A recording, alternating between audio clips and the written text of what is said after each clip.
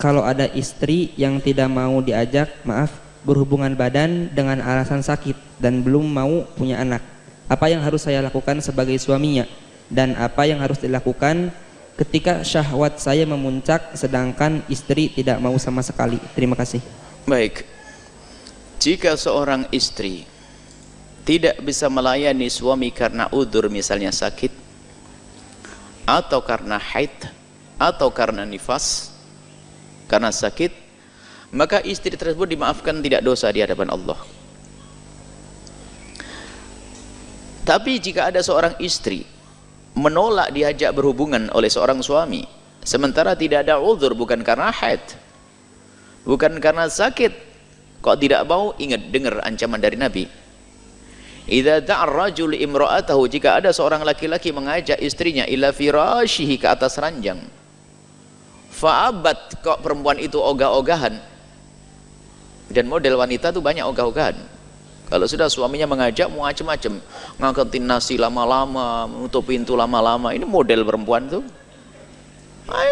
Nidurin anak lama-lama, sampai suaminya stres.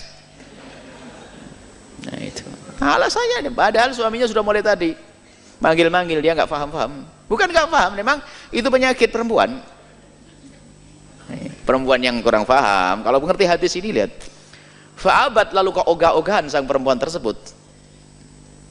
Fabata ghadbana, kemudian sang suami tadi semalam suntuk kok ngedongkol. La'anat hal malaikatu, maka terkutuk, dikutuk oleh malaikat, didoakan jelek, dikutuk oleh malaikat hatta tusbih, sampai pagi. Hadis ini bagi sebagian orang dianggap hadis merendahkan wanita. Masa gitu aja dikutuk malaikat? Anda memang bukan orang harmonis. Ini ada orang-orang yang Islam ngaco itu menganggap ini hadis merendahkan perempuan. Tapi bagi saya, bagi kami waktu membaca ini adalah hadis yang paling indah untuk perempuan. Coba, seorang perempuan diajak suaminya kemana? Naik gunung, ngangkat batu, berjemur, ke tempat yang paling indah di rumah kita, di atas ranjang.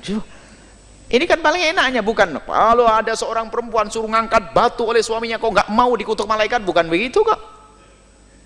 Diajak indah, makanya dalam pemahaman kami ini adalah hadis yang paling indah untuk perempuan. Sudah begitu ya ancam, kalau nggak mau awas, suruh enak, suruh seneng, nggak mau diancam, awas ya. Duh, enak bener itu.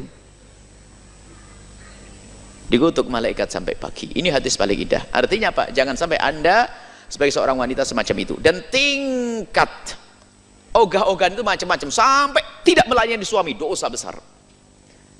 Ada tingkat ogah-ogahan yang tadi itu, yaitu nutup pintu aja lama-lama banget, muter sana ini, ngangetin sayur, ya ada aja. Biasanya nyuci piring besok, gara-gara suaminya pengen langsung nyuci piring malam itu.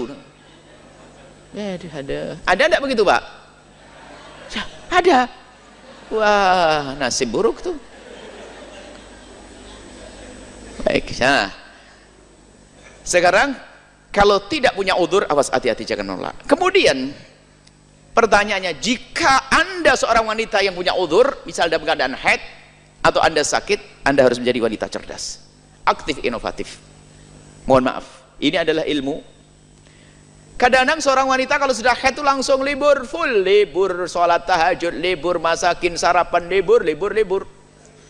Suaminya orang yang takut kepada Allah, ketemu di jalan, orang buka aurat, tersingkap, dia tidak sengaja, lalu bangkit sahwatnya, pulang ingin melampiaskan dengan istri haid. Sudah itu sama istri dibiarkan begitu saja. Na'udzubillah. Harus Anda tahu, wahai para istri yang solehah, memang di saat Anda dalam keadaan haid, tidak boleh Anda melayani suami dengan mengizinkan memasukkan ke wilayah Anda, tidak boleh. Dosa besar. Tapi Anda bisa menyenangkan dengan bermacam-macam cara. Dengan bermacam-macam cara. Yang penting tidak masuk ke wilayah tersebut sampai suami puas. Apakah dengan mohon maaf ini mufakhadah dengan paha atau dengan tangan, asalkan tangan istri, maka suami tidak dosa. Tapi kalau suami mencari kesenangan dengan tangannya sendiri, Anda ikut dosa. Mungkin Anda sekedar demam kan di sini, yang lain kan tidak demam. Anda layani sampai dia selesai. Ini loh cerdas wanita. Jangan sampai seperti yang bertanya tadi, stres dia. Awas, ya selesai ini, kasusnya sudah selesai. Saya punya ilmu ya. Nggak boleh suami sampai, karena suami Anda mungkin orang yang sangat soleh, tidak mau melakukan keharaman. Sementara godaan di luar biasa besar. Naudzubillah, lalu bangkit syahwat. Atau ya suaminya, istrinya begitu, gara-gara haid sudah libur semuanya. Anda bercumbu dengan suami sampai dia tuntas selesai. Yang penting jangan masuk wilayah itu. Jangan masuk lewat belakang. Dalam keadaan suci pun lewat belakang adalah haram, dosa besar. Jangan masuk wilayah depan dalam keadaan haid. Kalau Anda punya sakit, Anda bisa melakukan. Yang penting selesai. Suami, jangan sampai suami mencari kesenangan dengan dirinya sendiri. Apalagi naudzubillah melakukan zina di luar gara-gara seorang istri, naudzubillah. Baik. Kemudian sisi lain, hei para suami, termasuk dosa Anda jika memaksa istri untuk melayani dengan cara yang khusus tadi jika istri tidak mampu, mungkin dalam keadaan sakit. Anda tidak boleh memaksa istri dalam keadaan sakit untuk melakukan itu. Mungkin ada lain lagi, misalnya istri sakit, sakitnya adalah sakit urusan mandinya. Jadi ada istri kalau kesentuh air, Masya Allah, maka Anda di kasus yang semacam itu jangan takut mandi. Anda tetap layani suami, Anda boleh bertayamum. Agak debu, tayamum.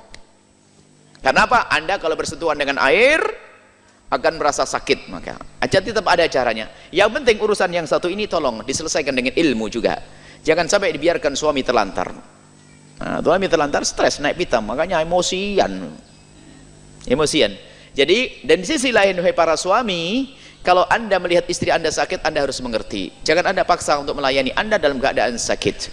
Apalagi yang mungkin dia tidak akan bisa melampukan. Sampai Nabi itu mengajarkan agar suami itu kalau mau pulang ke rumah itu memberi tanda, jangan bikin kejutan. Bayangkan suami seenaknya, istri lagi tidur enak-enak dibanguni suruh melayani. Ya Anda zalim.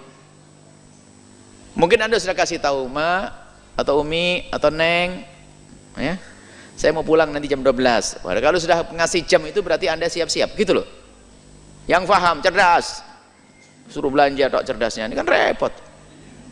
Ya seperti itulah. Semoga Allah menjaga kita semuanya. Nah, alasan tidak mau punya anak, naudzubillah. Bagaimana tidak mau punya anak lalu tidak melayani? Dengan ada, kalau belum punya anak, kasusnya adalah banyak hal. Mungkin ada bisa dengan azl, dengan mengeluarkan sperma di luar dan sebagainya, itu ada. Tapi jangan sampai hubungan suami istri seperti itu, gersang itu, panas, tidak indah itu semuanya. Semoga Allah menjadikan hidup kita indah dalam cinta karena Allah Subhanahu wa taala. Wallahu a'lam bissawab.